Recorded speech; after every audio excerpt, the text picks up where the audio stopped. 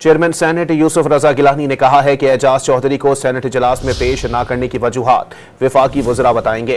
Parliament house में media से गुफ्तगू में उन्होंने कहा कि सेनेटर एजाज चौधरी के प्रोडक्शन ऑर्डर बर वक्त जारी कर दिए गए थे। गिलानी साहब, आप कस्टोडियन ऑफ द हाउस है सर। सेनेटर जो एजाज चौधरी, उनके प्रोडक्शन ऑर्डर जारी नहीं किए गए, क्या कहेंगे?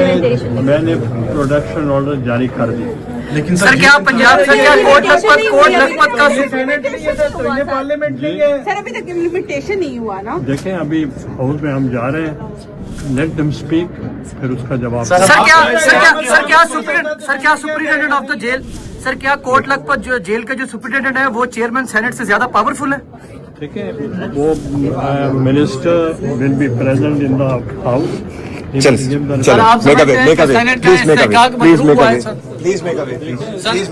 देखिए प्रोडक्शन ऑर्डर हुए हैं, चलते जाए मिनिस्टर लॉ होगा वहाँ।